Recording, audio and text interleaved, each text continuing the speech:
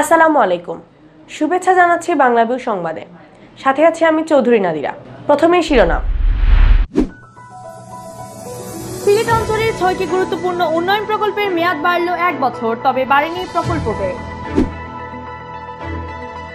দেশে থামছে না করোনায় মৃত্যু, আরো ৩৯ জনের প্রাণহানি, নতুন আক্রান্ত শনাক্ত আরো ২,৪০১ জন। সিলেট বিভাগে একদিনে সুস্থ হলেন রেকর্ড সংখ্যক ৩৫২ জন করোনা আক্রান্ত রোগী। একই সময়ে আরো ১৩২ জন আক্রান্ত শনাক্ত, ৪ জনের মৃত্যু। করোনা আক্রান্ত হয়ে সিলেট সিটি কর্পোরেশনের প্রথম কোনো কর্মকর্তা বা কর্মচারীর মৃত্যু। মারা যাওয়া কর শাখার কর্মকর্তা সৈয়দ মিজান কিডনি রোগে ভুগছিলেন। সিলেট কোতোয়ালি থানার ওসি সেলিম মিয়া করোনায় আক্রান্ত, বাসায় আইসোলেশনে চিকিৎসাধীন। জাতীয় শোক দিবস ও জাতির পিতা শেখ মুজিবুর রহমানের শাহাদত বার্ষিকী উপলক্ষে বাহরাইনস্থ বৃহত্তর ফরিদপুর জনকল্যাণ পরিষদের আলোচনা সভা ও দোয়া মাহফিল। শুনছিলেন শিরোনাম, এখন বিস্তারিত। সিলেট অঞ্চলের ৬টি গুরুত্বপূর্ণ উন্নয়ন প্রকল্পের মেয়াদ ১ বছর বৃদ্ধি পেয়েছে। এই প্রকল্পগুলো ২০২০-২১ অর্থ বছরের বার্ষিক উন্নয়ন কর্মসূচিতে অন্তর্ভুক্ত রয়েছে। প্রকল্পগুলো সড়ক পরিবহন ও মহাসড়ক বিভাগের আওতায় বাস্তবায়ন করা হচ্ছে। তবে পরিকল্পনা কমিশন সূত্র জানিয়েছে, প্রকল্পগুলোর মেয়াদ বাড়লেও ব্যয় বাড়ানো হয়নি।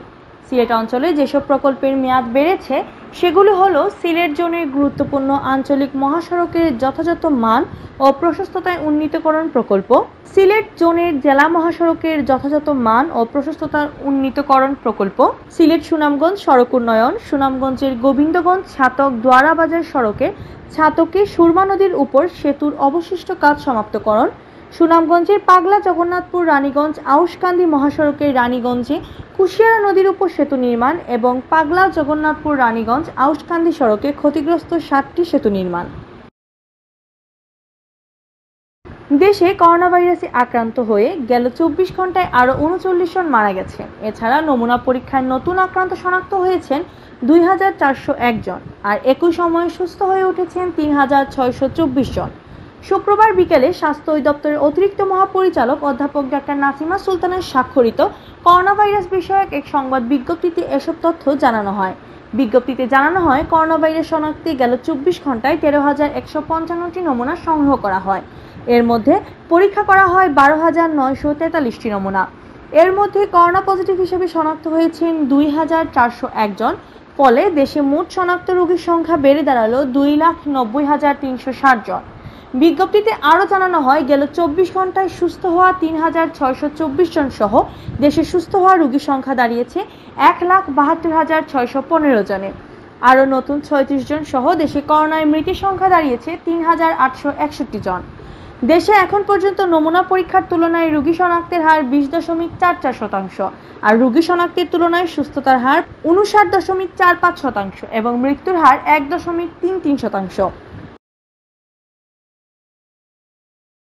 সিলেট বিভাগে একদিনে রেকর্ড সংখ্যক করোনা রোগী সুস্থ হয়েছেন। গেল ২৪ ঘন্টায় বিভাগে ৩৫২ জন রোগী করোনা জয় করে সুস্থ হয়েছেন বলে জানিয়েছেন স্বাস্থ্য অধিদপ্তর। এর আগে সিলেটে একদিনে এত রোগী সুস্থ হননি। তবে একই সময় সিলেট বিভাগে আরও ১৩২ জনের শরীরে করোনা শনাক্ত হয়েছে। শুক্রবার সকাল ৮টা থেকে পূর্ববর্তী ২৪ ঘন্টায় সিলেট বিভাগে ৩৫২ জন সুস্থ হয়েছেন। তার মধ্যে শুধু সিলেট জেলার ৩৩০ জন রয়েছেন। বাকিদের মধ্যে সুনামগঞ্জের ২১ জন, হবিগঞ্জের ১ জন। এই সময়ের মধ্যে মৌলভীবাজারে কেউ সুস্থ হয়ে ওঠেননি। সব মিলিয়ে এখন পর্যন্ত সিলেট বিভাগে সুস্থ হওয়া রোগীর সংখ্যা ৫,৫০৮ জন। এর মধ্যে সিলেটের ২,৩৩০ জন, সুনামগঞ্জের ১,৪৪৬ জন, হবিগঞ্জের ৯৩০ জন ও মৌলভীবাজারে ৮০২ জন। বৃহস্পতিবার রাতে সিলেট ওসমানী মেডিকেল কলেজ ও শাহজালাল বিশ্ববিদ্যালয়ের ল্যাবে নমুনা পরীক্ষায় আরও ১৩২ জনের শরীরে করোনা শনাক্ত হয়েছে। এই ১৩২ জন সহ করোনা আক্রান্তের সংখ্যা দাঁড়ালো ৯,৮৪৪ জন। এর মধ্যে সিলেট জেলার ৫,২৩৩ জন, সুনামগঞ্জের ১,৮৭৩ জন, হবিগঞ্জের ১,৪২৫ জন ও মৌলভীবাজার জেলার ১,৩১৩ জন। এদিকে সিলেট বিভাগে গেল ২৪ ঘন্টায় করোনা কেড়ে নিয়েছে ৪ জনের প্রাণ। এর মধ্যে সিলেটের ৩ জন, সুনামগঞ্জের ১ জন। এই নিয়ে সিলেট বিভাগের মোট মৃতের সংখ্যা দাঁড়ালো ১৭৫।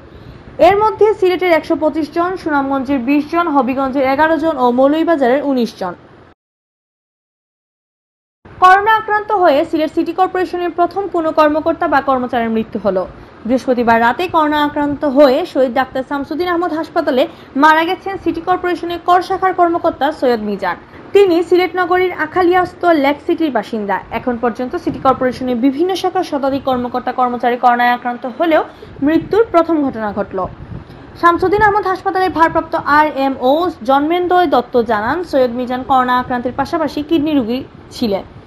তার 2 কিডনি কার্যকারিতা হারিয়েছিল। এ সমস্যা নিয়ে তিনি গেল 4 দিন আগে সিলেট জালালাবাদ রাকিব রাবিয়া মেডিকেল কলেজ হাসপাতালে ভর্তি হন। সেখানে থাকা অবস্থায় তার করোনা রিপোর্ট পজিটিভ আসে। পরে রাকিব রাবিয়া থেকে সৈয়দ শামসুদ্দিন আহমদ হাসপাতালে তাকে প্রেরণ করা হয়।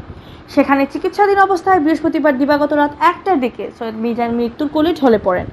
শুক্রবার জুম্মার নামাজের পরে স্বাস্থ্যবিধি মেনে তাকে নগরের মানিক পীর রহমতুল্লাহ আলাহির কবরস্থানে দাফন করা হয়।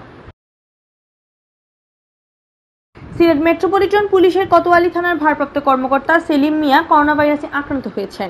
বৃহস্পতিবার সিলেট ওসমানী মেডিকেল কলেজের ল্যাবে নমুনা পরীক্ষায় তার করোনা রিপোর্ট পজিটিভ আসে। Osmani medical college PCR lab সূত্র ওসি সেলিম মিয়ার করোনা আক্রান্ত হওয়ার বিষয়টি নিশ্চিত করেছে। ওসি সেলিম মিয়া জানান, করোনা উপসর্গ থাকায় বুধবার সকালে তিনি নমুনা দেন। বৃহস্পতিবার রাতে তার রিপোর্ট পজিটিভ আসে। তিনি বাসায় আইসোলেশনে আছেন। বর্তমানে তার শারীরিক অবস্থা ভালো আছে বলে জানান ওসি সেলিম মিয়া। জাতীয় শোক দিবস ও জাতির পিতা বঙ্গবন্ধু শেখ মুজিবুর রহমানের 45তম শাহাদত বার্ষিকী উপলক্ষে বাহরাইনস্থ বৃহত্তর ফরিদপুর জনকল্যাণ পরিষদের উদ্যোগে আলোচনা সভা ও দোয়া মাহফিল অনুষ্ঠিত হয়েছে। বৃহস্পতিবার দেশটির রাজধানী মানামায় বাংলাদেশ সমাজের কার্যালয়ে এ কর্মসূচি পালিত হয়। বাহরাইন থেকে সাংবাদিক স্বপন মজুমদার জানান, বৃহত্তর ফরিদপুর জনকল্যাণ পরিষদের সভাপতি মোহাম্মদ সেলিম দরির সভাপতিত্বে ও যুগ্ম সাধারণ সম্পাদক PK আবদুল্লাহর পরিচালনায় আলোচনা সভা ও দোয়া মাহফিলে প্রধান অতিথি ছিলেন বাংলাদেশ সমাজের সভাপতি জহিরুদ্দিন মোহাম্মদ বাবর।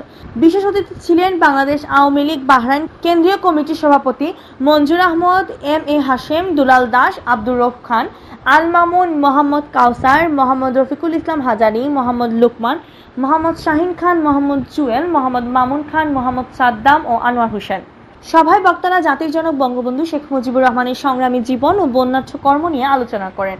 আলোচনা শেষে বাঙালি জাতির পিতা বঙ্গবন্ধু শেখ মুজিবুর রহমান ও 15 আগস্টের সকল শহীদদের রুহের মাগফিরাত কামনা করে মোনাজাত করা হয়।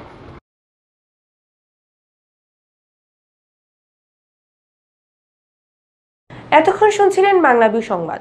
রাত 11টায় প্রচারিত হবে সিলেটের আঞ্চলিক ভাষায় সংবাদ। দেখার আমন্ত্রণ রইল। সাথে থাকার জন্য ধন্যবাদ।